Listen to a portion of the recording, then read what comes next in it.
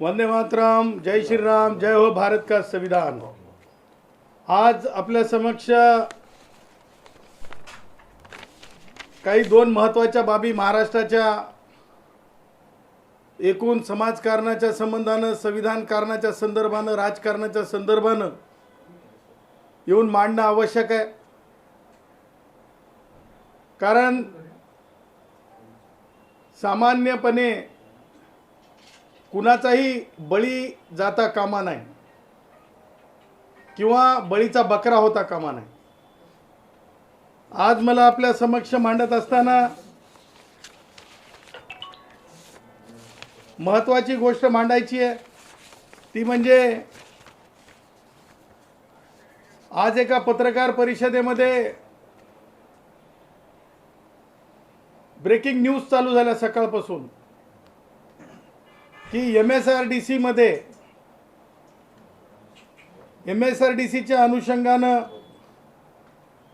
खूप मोठ्या प्रमाणामध्ये HDFC बँक आणि MSRDC असा म्हणजे पैशाच्या संदर्भानं पैशाच्या म्हणजे HDFC कडून दिल्या जाणाऱ्या म्हणजे जे ठेवीवरले पैसे आणि प्लस जे पैसे दिले गेले, जे म्हणजे ज्याला आपण दोन स्वरूपातले पैसे म्हणतो की एक म्हणजे ॲक्च्युअल टक्केवारी MSRDCच्या ठेवलेल्या पैशावर आणि त्यासोबत मार्केटिंगच्या स्ट्रॅटेजी संदर्भात HDFC बँकेनं जे पैसे MSRDCला दिले 1.5%, मोठ्या मोठ्या रकमा सांगण्यात आल्या।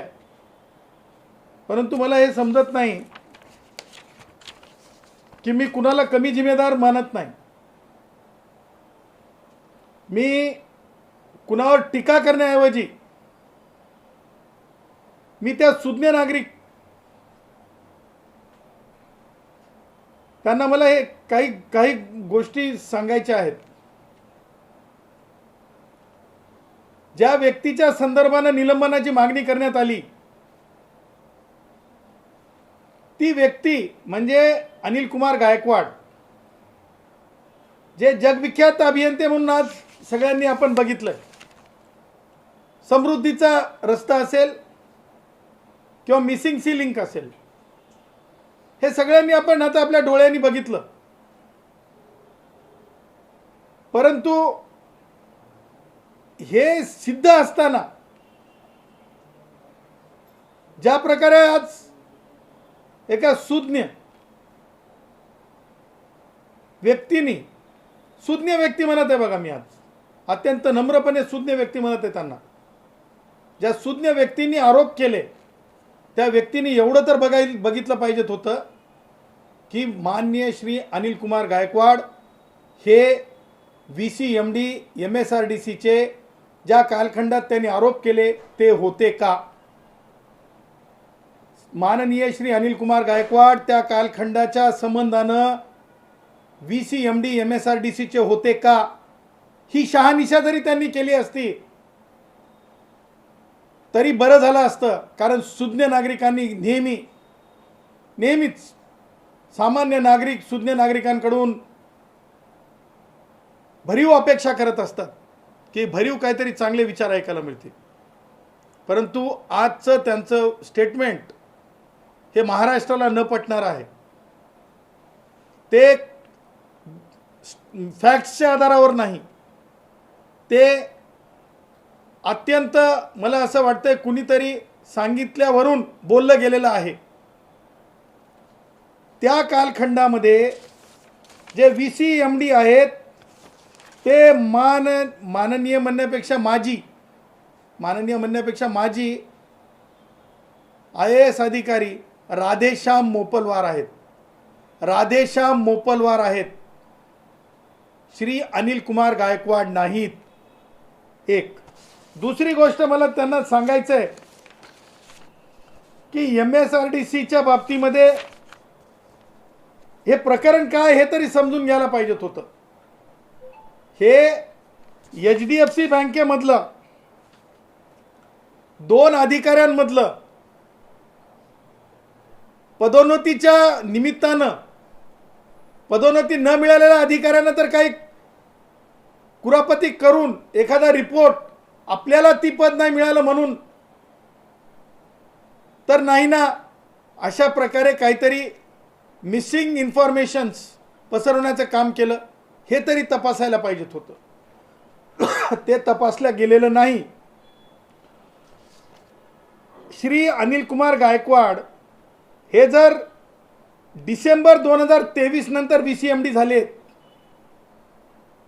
तर मग तत्पूर्वी ज्या बाबी पॉलिसी मॅटर म्हणून झाल्या, पॉलिसी मॅटर म्हणजे काय, आता मी महाराष्ट्राच्या समोर स्पष्टच ठेवू इच्छितो. जो रस्ता ज्याला आपण समृद्धी असं नाव दिलेलं आहे, त्या समृद्धीच्या संदर्भानं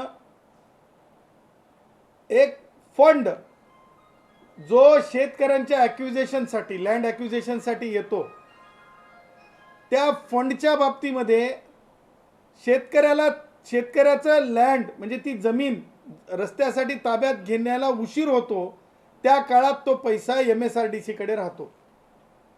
मग तो पैसा MSRDCकडे जेव्हा राहतो, त्या पैशाला अकाउंटला म्हणजे त्यांच्या अकाउंटला ठेवण्याऐवजी त्या पैशाला जर फिक्समध्ये ठेवलं तर त्या पैशातून एक MSRDCला व्याजदर मिळू शकतो. आणि त्या अनुषंगानं 2021ला त्याचा व्याजदर, तत्पूर्वी व्याजदर ठरले होते, त्यानंतरही व्याजदर ठरले. HDFC बँकेने 4.5% व्याज देण्याचं ठरवलं.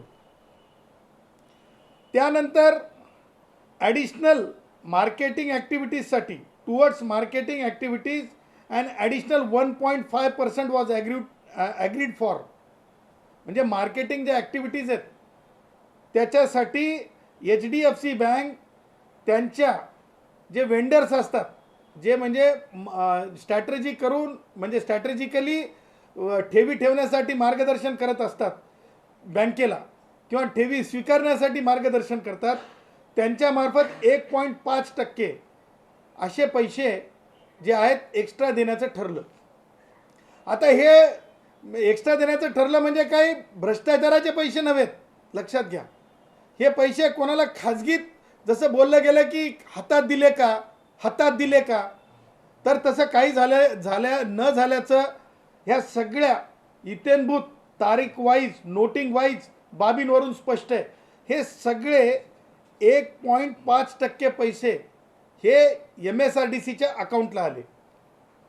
आता जर MSRDCच्या अकाउंटला 1.5% पैसे आले आणि त्या बँकेतल्या 2 अधिकाऱ्यांचा वाद, आणि बळी कुणाचा, मला धर्मावर बोलायचं नाही, बकरी ईद आहे म्हणून बकरे कापले म्हणून तसं बोलायचं नाही, मला धर्मावर बकरी ईद सारखे बकरे कापले म्हणून बकरा पकडून माननीय श्री अनिल कुमार गायकवाड यांचा बकऱ्यासारखा बळी का, हे बोलायला लावलंय कुणी? माननीय राधेश्याम मोपुलवार यांनी समोर येऊन सांगितलं पाहिजे. माझी VCMDनं त्यांचा कार्यकाळ आहे, आणि जर पैसे कुणाच्याच खाजगी अकाउंटला ते गेले नसतील, MSRDCच्या अकाउंटला आले असतील, तर त्याच्यामध्ये कोणतीच ॲम्बिग्युटी अशी नाही. कारण 2017ला हा विषय सुरू झाला, त्याची प्रोसेस सुरू झाली नागपूर मुंबई सुपर कम्युनिकेशन एक्सप्रेसवेची. त्याच्यानंतर त्याच्या वेगवेगळ्या मीटिंग झाल्या.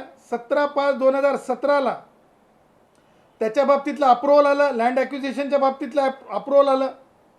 24 नॅशनलाइज बँकांना बोलवण्यात आलं, 8 प्रायव्हेट बँका आल्या. त्याच्यामध्ये डिस्कशन झालं, जॉईंट MD F&Aचं अप्रूव्हल मिळालं प्रपोजलला. त्या 26/5/2017ला committee of 5 members headed by joint MD FA recommendation केलं प्रपोजल टू मॅनेजमेंटला. आता मॅनेजमेंट म्हणल्याच्यानंतर बोर्ड आणि मॅनेजमेंट आपल्याला माहिती आहे. 26/5/2017ला बीड्स वगैरे मागवण्यात आल्या. HDFC बँक ही जी आहे सक्सेसफुल बिडर झाली. VCMDनी त्यावेळेस 29/5/2017 29/5/2017 माननीय अनिल कुमार गायकवाड हे VCMD नाही आहेत MSRDCचे. हे आरोपकर्त्यांनी लक्षात घेतलं पाहिजे. आरोपकर्ते म्हणतील की सदावर्ते हे बोलत आहेत, त्याचं कारण आहे की माननीय श्री अनिल कुमार गायकवाड यांनी समृद्धीच नाही तर मिसिंग लिंक देऊन या देशाच्या पुन्हा एकदा हा देश तांत्रिकदृष्ट्या इन्फ्रादृष्ट्या हा किती म्हणजे कर्तृत्ववान अधिक म्हणजे इंजिनियर्स घडवू शकतात, त्या देशाला पुढे नेऊ शकतात. म्हणजे कधी काळी सम्राट अशोकांच्या काळामध्ये जी व्यवस्था होती, जे स्ट्रक्चर होतं, त्या स्ट्रक्चरसारखं स्ट्रक्चर घडवण्याचं धारिष्ट दाखवणारे अधिकारी माननीय श्री अनिल कुमार गायकवाड. मला जातीवर जायचं नाही कुणाच्या, परंतु हे करत असताना आपण ज्या तारखेला म्हणजे मी तुम्हाला जी तारीख सांगितली त्या तारखेला जी म्हणजे मान्यता देण्यात आली त्या तारखेला 2017ला कोणत्याच परिस्थितीमध्ये VCMD हे माननीय अनिल कुमार गायकवाड हे नव्हते. आता ते जर नव्हते तर बोर्ड ऑफ डायरेक्टरची मीटिंग झाली 2/11/2018ला. Board of directors meeting held on 2/11/2018 had approved the process of land acquisition including signatories. सह्यांचं अप्रुव्हल झालं, प्रोसेस डिस्बर्समेंटचं पेमेंटचं झालं. त्यानंतर 28/9/2021ला MSRDC was in process acquiring the land through direct purchase for Pune ring road आणि त्याच्यानंतर Jalna Nanded expressway. Office note was submitted for approval to call quotations from all the banks to participate. VCMD had approved 4/10/2021ला ते approved केलं. आता 2021ला कोण आहेत VCMD? तर राधेश्यामजी मोपलवार आहेत. अनिल कुमार गायकवाडांचा तिथं कुठेही संबंध नाही आहे. आणि म्हणून 27/12/2021ला देखील जेव्हा हे फायनल झालं 6% आणि 1.5% मार्केटिंग ॲक्टिव्हिटीसाठी, एकूण 6% म्हणजे 4.5% व्याज आणि 1.5% मार्केटिंगसाठी. हे स्पष्ट आहे की ह्याच्यातले पैसे हे केवळ आणि केवळ MSRDCच्या अकाउंटला आलेत, मार्केटिंग स्ट्रॅटेजी खाली आलेत किंवा याच्या म्हणजे व्याजापोटी आलेत. परंतु ह्याच्यामध्ये तांत्रिकदृष्ट्या कुठेही एका कारणाने सुद्धा शंका घेण्यासारखं काही नसताना म्हणजे MSRDC जे मंडळ आहे, जी कॉर्पोरेशन आहे, ती कोणाकडे आहे? तर माननीय उपमुख्यमंत्री एकनाथरावजी शिंदे साहेबांकडे. मग VCMD कोण आहेत? अनिल कुमार गायकवाड आहेत.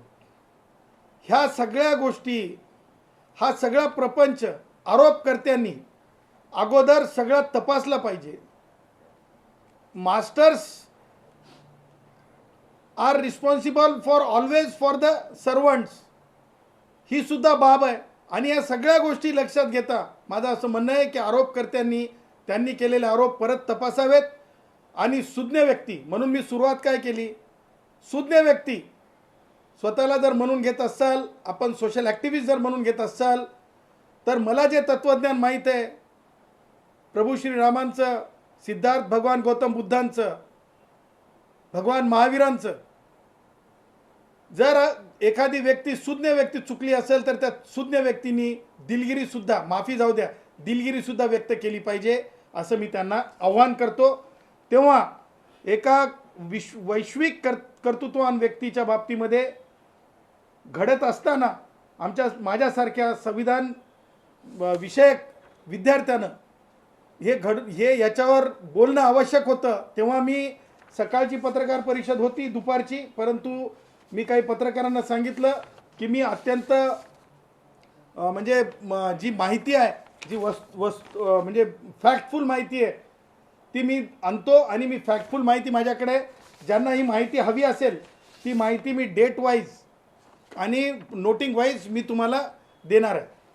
आता दुसरा मुद्दा महाराष्ट्राच्या संबंधानं, असा आहे पॉलिटिकल इन्फ्लुएन्सर आणि आंदोलन रील स्टार. आंदोलन रील स्टार आणि पॉलिटिकल इन्फ्लुएंसर जरेंगे जरेंगे जरेंगे. नया नहीं, खिलाड़ी पुराना है लेकिन आज उसका रील नया है. Manoj Jarange political influencer. जेव्हा राजकारणी थोडासा डाऊनफॉलला असतात आणि त्यांना वाटतंय की थोडं स्वतःला उजळून घेऊ, तो चलो जरेंगे के पास. पॉलिटिकल इन्फ्लुएंसर और रील स्टार जरेंगे के बारे में बात करेंगे हम.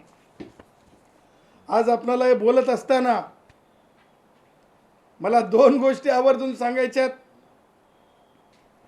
उन्हात बसतो मरतो मरतो मरतो. अरे उन्हात बसतो उन्हात बसतो मरतो मरतो मरतो. बाजावर बसतो छातीत धडकी घेऊन बसतो. आता मरतो. अरे कशासाठी मरतो? काय कारण? आणि मरतो उन्हात बसतो आणि मरतो. तुम्हाला सांगतो, मनोज जरंगे हे जर अशा प्रकारे स्वतःच्या प्रकृतीवर घाला घालून घेत असतील आणि मनोज जरंगे ही व्यक्ती भावनिक, एक हिंदी म्हण आहे, भावनिक ज्या प्रकारे म्हणजे महाराष्ट्राला काहीतरी पॉलिटिकल काही ग्रुप्ससाठी जर काय म्हणतात ते हिंदीत एक म्हण आहे, म्हणजे एक एक भावनिक वातावरण तयार करून, मला ब्लॅकमेल म्हणायचं नाही, परंतु गौरण घालत आहे. गौरण माहिती आहे तुम्हाला? आमच्या खेड्याच्या भाषेत जसं मनोज बोलत होता, गौरण घालून बोलत होता, आता मी जास्त बोलणार, मी 5 मिनिटं बोलतो आणि मी आटपून घेतो. अरे संविधानाचा विषय, संविधानातल्या विषयातलं माती धोंडे तरी तुला माहीत नाहीत मनोज. तुझ्या बोलण्याला मी जसं सांगितलं, रील स्टार सारखं लोक पाहतात इथपर्यंत ठीक आहे, परंतु मला मनोजला 2-3 गोष्टी आवर्जून सांगायच्या आहेत. माननीय मुंबई उच्च न्यायालयाने मनोजच्या मागच्या उपोषणाच्या वेळेस स्पष्ट केलेलं आहे, प्रकृतीच्या बाबतीत कोणतीही कॉम्प्रोमाइज केली जात नसते कायदेशीरदृष्ट्या. आणि म्हणून माझी जालना जिल्ह्यातील पोलीस अधीक्षकांना आपल्या माध्यमातून मागील मान्य मुंबई उच्च न्यायालयाचे झालेले आदेश, त्या आदेश आणि त्या याचिका ह्या पाहाव्यात. आणि मनोज जर स्वतःला म्हणजे त्रास करून घ्यायचं बोलत असेल आणि त्यातून मी स्वतः मरतो इथपर्यंत म्हणत असेल, तर मनोजला तातडीनं जे आहे त्या मागील आदेश आणि ज्या प्रकारे प्रिव्हेंटिव्ह मेजर्स पोलीसमध्ये घ्यावे लागतात, ज्या प्रकारे डॉक्टर्सनी प्रिव्हेंटिव्ह मेजर्स घ्यावे लागतात, ते प्रिव्हेंटिव्ह मेजर्स घेतले पाहिजे. मनोज ज्या प्रकारे भावनिक करत निघालाय की म्हणे अख्ख्या म्हणजे कोणी येऊ नका. सांगायचं तात्पर्य, महाराष्ट्रामध्ये संस्कृती आहे की मरतो म्हणलं तरी लोक येतात, मेल्याने लोक येतात. त्याच्यासाठी मरतो म्हणायचं आणि लोकांना भावनिक म्हणजे हे करून आव्हान करून किंवा भावनिक करून लोकांना बोलवायचं आणि त्या पुढं म्हणायचं की हल्ला करतील. कोण हल्ला करतील? जर जी येणारी माणसं आपलीच असतील, हल्ला कोण करतील? म्हणजे मनोजच्या डोक्यामध्ये मागे ज्या प्रकारे पोलीस अधिकाऱ्यांसोबत डोकेफोडी झाली, त्याच प्रकारे मनोजच्या डोक्यामध्ये आणखीन काहीतरी चाललेलं आहे. आणि कदाचित हे सगळं इंटेलिजन्सनी ओळखलं पाहिजे. आता राहिला मनोजच्या मागणीचा प्रश्न. आता मला सांगा, मला विखे पाटलांना सुद्धा त्या निमित्तानं, मान्य मंत्री आहेत त्यांना सुद्धा मला आवर्जून ही बाब अधोरेखित करून द्यायची आहे. कुणबी मराठा प्रमाणपत्र वाटप जर सुरू असेल तर मग SEBCचं प्रमाणपत्र कुणाला चालू आहे वाटप? कुणबी मराठा म्हणून निवडून येत आहेत मराठा भाऊ, मग SEBCच्या 10% काय आहे? एका समाजाला 2 प्रकारचे आरक्षण, हे आरक्षण कायद्यामध्ये होऊ शकते का? पॉसिबल आहे का? जगात झालंय का? भारतात होऊ शकते का? जगात झालं नसेल आणि भारतात होऊ शकत नसेल तर ही बाब आवर्जून कायदेशीर दृष्ट्या कोणी लक्षात घेणार आहे की नाही? मनोज सोबत ही चर्चा करणार आहेत का की 10% दिलेलं आरक्षण रद्द करून घ्यायचं का? ही चर्चा होणार आहे की नाही असा देखील मी प्रश्न उपस्थित करतो. मला हे म्हणायचं नाही डोळे नसलेली व्यक्ती दळते आणि मला हे म्हणायचं नाही कुणीतरी पीठ घेऊन जाईल, हे मला म्हणायचं नाही, खाऊन जाईल हे मला म्हणायचं नाही, परंतु डोळसपणे आपल्याला आरक्षण बघावं लागेल. आरक्षण हे गरिबी हटावचं धोरण नाही, ओढून ताणून सामाजिक मागास होऊ शकत नाही. जरंगेंची भाषा ही सामाजिक मागासांसारखी आहे का? इथूनच आपण लिटमस टेस्ट म्हणजे आपण एका छोट्याशा रक्ताच्या थेंबावरून रक्तामध्ये काय चालू आहे आपण पाहतो, काय ऑर्गॅनिझम आहे हे आपण पाहतो. जरंगेची भाषा निश्चितच त्याचा वैयक्तिक क्रोध किती आहे माननीय मुख्यमंत्री देवेंद्रजी यांच्यावर, कशा प्रकारची ती भाषा करतात. आणि त्यामुळं हे सगळं भाष्य हे एक सांगून जातंय की रील स्टार मनोज जरंगे यांनी ही नवीन रील आज जी हे केलेली आहे, रिलीज केलेली आहे, त्या रिलीजच्या आधारे मनोज जरंगेंना प्रिव्हेंटिव्ह मेजर खाली मनोज जरंगेंना आता थांबवणं आवश्यक आहे, कायदेशीर थांबवणं आवश्यक आहे, वैद्यकीय दृष्ट्या थांबवणं आवश्यक है. मनोज के जान को कुछ नहीं होना, डॉक्टर मनोज को दवाखाने ले जाना. मनोज के जान को कुछ नहीं होना, डॉक्टर मनोज को दवाखाने ले जाना, क्योंकि भारत का कोर्ट कहता है ये समझे बिना कुछ मत करना, मनोज को दवाखाने ले जाना. कारण कोर्ट जर म्हणत असेल आणि कोर्टाने स्पष्ट केलं असेल तर मला असं वाटतंय की मनोजच्या म्हणजे मनोज जर एवढा म्हणजे तिळपापड होत असेल, तिळपापड तर त्यावर आपण जे आहे संबंधित पोलीस अधीक्षक आणि संबंधित सिव्हिल सर्जन यांनी काळजी घेतली पाहिजे असं माझं मत आहे. आणि हनलं मागे असं म्हणणं आणि त्याच्यातून एक वातावरण निर्माण करणं, त्याचबरोबर मनोजच्या ज्या मागण्या आहेत ती एकही मागणी संविधानिक दृष्ट्या टिकू न शकणारी असल्याने केवळ रील स्टारची त्या रीलच्या याच्यापुरती काय म्हणतो त्याला आपण विविंग पुरती तेवढीच मर्यादा असते. मला असं वाटतं की मनोजलाही माहीत झालं की पेंडॉल टाकलं तर पेंडॉलमध्ये बसतील एवढे लोक येणार नाहीत, पेंडॉल टाकला तर पेंडॉलमध्ये बसतील एवढे लोक येणार नाहीत.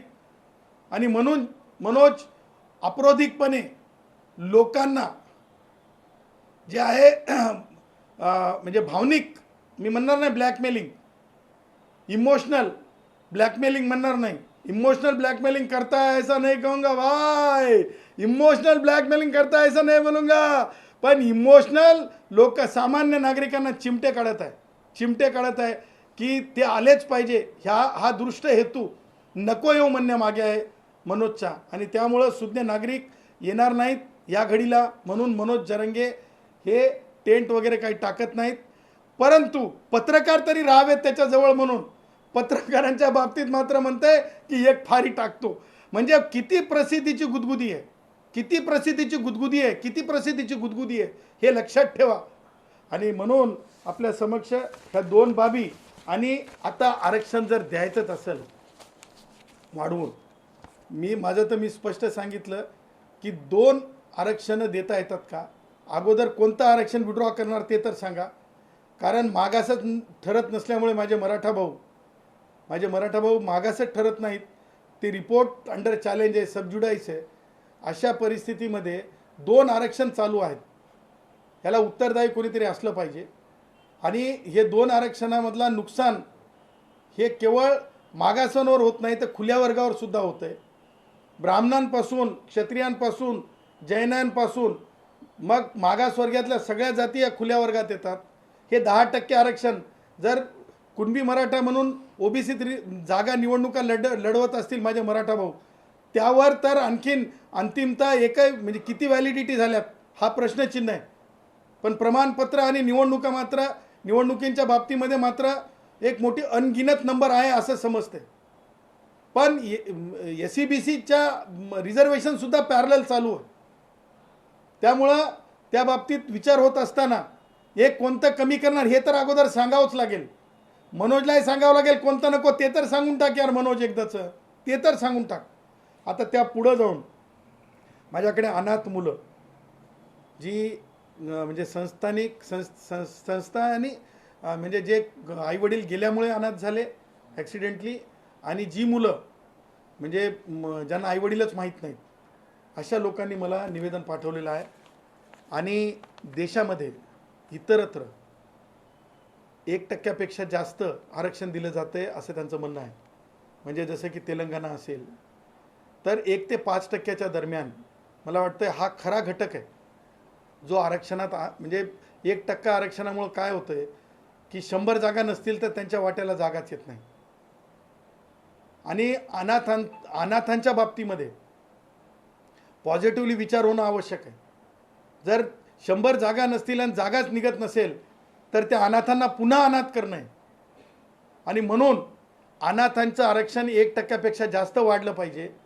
आणि आरक्षणच्या बाबतीमध्ये जे मनोज जरंगेच्या म्हणजे लाडाखातर बेकायदेशीरदृष्ट्या 2 आरक्षणं चालू आहेत, त्यावर व्हाईट पेपर पब्लिश करा. येणाऱ्या अधिवेशनात व्हाईट पेपर पब्लिश करा की SEBC म्हणून किती लाभ झालेत नोकऱ्यांमध्ये, महाविद्यालयांमध्ये MBBS, BDS, इंजिनिअरिंगला, आणि कुणबी मराठा म्हणून किती प्रवेश झालेत आणि किती लाभ झालेत. ही जिम्मेदारी आहे. ही जिम्मेदारी ही सरकारची आहे. सरकारनं व्हाईट पेपरसुद्धा पब्लिश करावा अशी देखील मागणी करतो. आणि अनाथांसाठी आरक्षण वाढवून द्या, अनाथांसाठी आरक्षण वाढवून द्या. मला माहिती आहे या घटकाला कोणी ॲग्रेसिव्ह नेतृत्व नसणार आहे, परंतु माझे हात जोडून विनंती आहे, या अनाथांना 100 जागा नसतात म्हणून 1% रिझर्वेशनच मिळत नसते. कारण रोस्टरला 1 जागा येण्यासाठी 100 जागा असाव्या लागतात. 20-30 जागा 30 जागा असल्या 10 जागा असल्या तर रिझर्वेशन मिळण्यासाठी रिझर्वेशनचा टक्का वाढावा लागतो. या अनाथांचा नाथ कुणीतरी बनला पाहिजे. आणि म्हणून माझी आपल्या माध्यमातून सरकारला विनंती आहे की अनाथांच्या आरक्षणामध्ये वाढ झाली पाहिजे. ह्या रिझर्वेशनला कुणाचाच विरोध असणार नाही. आणि अशी कळकळीची आपल्या माध्यमातून मी म्हणजे आव्हान देखील सरकारला करतो की त्यांनी अनाथाचं आरक्षण वाढवावं, ती चर्चा करावी. अनाथांच्या वाढीव आरक्षणासाठी उपसमिती स्थापन करावी. आपण सगळ्या जाती धर्मांसाठी मंत्रालय स्थापन करत आहोत. लोकशाहीमध्ये चांगली गोष्ट आहे.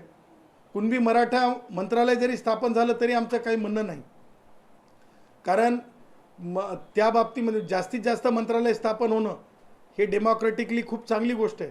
परंतु अनाथांसाठी एक स्वतंत्र मंत्रालय असावं. कारण अस्थिव्यंगांसाठी किंवा अपंगांसाठी जर मंत्रालय बनत असेल तर अनाथांसाठी सुद्धा तशा प्रकारची व्यवस्था निर्माण करावी, जेणेकरून त्यांना एक धीर मिळेल, अशी आपल्या माध्यमातून मी आवाहन करतो. आणि आपले काही प्रश्न असतील तर आपण विचारू. रखरखत्या उन्हात त्यांनी उपोषण करणार असं म्हटलंय. मंडपात न करता भर उन्हात उष्माघातानं मेलो तरी चालेल अशी त्यांची प्रतिक्रिया होती. त्यांची प्रतिक्रिया अशी पण होती की देशात झालं असेल तसं हे उपोषण करून दाखवलं. हे बघा कसं आहे की मनोजचा किती इतिहास वाचलेला असेल तुम्ही समजू शकता. शाळेत जावं लागतंय, वर्गात शिकावं लागतंय, तेवढे वर्ग शिकावं लागतात, पुढे जावं लागतंय. मग माणसाला काय म्हणतो सिविक्स हिस्ट्री ही पूर्ण माहिती असते. मनोजनं आपलं कोणत्या तरी पॉलिटिकल इन्फ्लुएन्सरसारखं किंवा रील स्टारसारखं मनोजला कोणतरी सांगतंय, त्याच्यावर मनोज बोलतंय. मनोजसारखे आंदोलनं दलित पॅंथर रोज करत आली. वंचितांसाठी नेहमी आंदोलनं होतात, आदिवासी बांधवांसाठी आंदोलनं होतात. त्याच्यामुळे मनोजला स्वतः मोठं समजून घेणं आणि थाप मारून घेण्याची सवयच आहे. आणि मला असं वाटतं त्या बडबडीला काही महत्त्व द्यायची गरज नाही. आणि बाजावर बसून काय आणि याच्याखाली पिंडॉलमध्ये काय, परंतु जर स्वतः अशी धमकी देत असेल मनोज की मरतो जीव गेला तरी चलतंय वगैरे वगैरे, तर मला असं वाटतं की कायद्यामध्ये तरतूद आहे प्रिकॉशनरी मेजर म्हणून. आणि त्या आधारे मनोजच्या बाबतीमध्ये लवकरात लवकर कारवाईची म्हणजे कारवाई म्हणण्यापेक्षा मनोजच्या बाबतीमध्ये लवकरात लवकर काळजी घेण्याची गरज आहे. आजच्या उपोषणाच्या घोषणेनंतर उद्या परत एकदा त्या दिवशी तुम्ही जशी टीका करत होता की लाड झाले, उद्या प्रसाद लाड आणि राधाकृष्ण विखे पाटील ही त्यांची वेळ येत आहे. बघा, आजच प्रसाद आणि विखे पाटलांच्या बाबतीमध्ये मनोज जरांगेनं लायकीच काढून टाकली, प्रसादची आणि विखे पाटलांची. ते काय म्हणले मनोज मला माहीत नाही. सन्मान्य म्हणजे आमदार हे कोण असतात, तर ते लोकनियुक्त असतात, ते जातनियुक्त नसतात. प्रसादला म्हणजे मला माहिती नाही, प्रसादनी सांगितल्यामुळंच महाराष्ट्राला समजलं असेल की प्रसाद मराठा पुढारपण करतायत म्हणून. आत्तापर्यंत मुंबई कॉस्मोपॉलिटिन आहे आणि मला माहीत नाही का प्रसादच्या डोक्यात आलं की जातीसोबत चर्चा करायला जाणं. तसंही आमदार म्हणून गेले असते तरी चाललं असतं, पण मी त्या जातीचं आहे, जातीचं आयडेंटिफिकेशन देऊन, मी त्याच जातीचा म्हणून पब्लिसिटी देऊन. मी काय सांगालो, लाड तर झालेत, परंतु ज्या प्रकारे एक ज्येष्ठ मंत्री माननीय विखे पाटील साहेब त्यांना जर चर्चेला उद्या जाणार असतील आणि ते गप्पा मारायला येतात, त्यांच्यानं काहीच होत नाही, हे मला असं वाटतं की कुठेतरी म्हणजे ब्रीच ऑफ प्रिव्हिलेजसुद्धा आहे. म्हणजे मागे टमरेल म्हणायचं कुणाला तरी मनोजनं चर्चेला, म्हणजे मुख्यमंत्र्यांच्या बाबतीमध्ये म्हणजे घाणेरड्या भाषेत आई बहिणींपर्यंत चुकीचे शब्द वापरायचे. त्याच्यानंतर हाणून पाडून, आता हीनपणाचीच वागणूक आहे ना. मंत्र्यांना गप्पा मारायला येतात, त्यांच्यानं काय होतंय ते काय करणार. आणि त्यानंतर आमदारांच्या जाती काढून बोलायचं, प्रसाद मराठ्याचे आहेत. मला नाही पटलेलं. प्रसाद लाडांच्या बाबतीमध्ये मला जे समजत आहेत, माझे मित्र आहेत ते, मला जे समजत आहेत, मुंबई जे मानती आहे त्यांना, ती एक सामान्य माणसाला धावून जाणारा माणूस म्हणून. आणि कितीतरी जण तुम्हाला असं म्हणजे तुम्ही जर म्हणजे आता त्यांनी स्वतःच डिक्लेअर केले म्हणून, अन्यथा सामान्य सगळ्या ओबीसींना वाटतं की प्रसाद ओबीसीच, म्हणजे मागासवर्गीयांना वाटेल की प्रसाद मागासवर्गीयच माणूस आहे असं. म्हणजे आणि जे जनरलचे लोक असतील, म्हणजे व्यापाऱ्यांपासून सगळे, त्यांना वाटेल की प्रसाद आपलाच आहे. अशा प्रसादनी का असं बोलावं हे मला माहीत नाही, पण माझी भेट झाल्याच्या नंतर मी सोडणार नाही प्रसादला, हे विचारणार हे कुठून आलं, स्वतःची जात पब्लिश करून तिथं भेटायला जाणं, कारण आमचा प्रसाद आहे. अगोदर म्हणजे मी तुम्हाला सांगतो, चांगल्या राजकारण्यांमध्ये जी माणसं आहेत त्या माणसांपैकी प्रसाद आहे. परंतु ज्या प्रकारे जरंगे अपमान करून बोलत आहे, म्हणजे आजही मुख्यमंत्री महोदयांवर तो अपमान करून बोलला, हल्ले करतील इथपर्यंत बोलला. बघा, मी आहे ना लई ताबडतोब KM हॉस्पिटलच्या डीनला फोन करतो, कारण माझ्याकडे महाराष्ट्रातले गोरगरीब येतात, देशातले कॅन्सर पेशंट येतात टाटाला. मी ताबडतोब माझा जास्त फोन त्या गोष्टींवर ठेवतो. मनोज जरंगेसारखा मी इन्फ्लुएन्सर नाही आणि मनोज जरंगेसारखा मी रील स्टार नाही. ABP माझा, उघडा डोळे बघा नीट.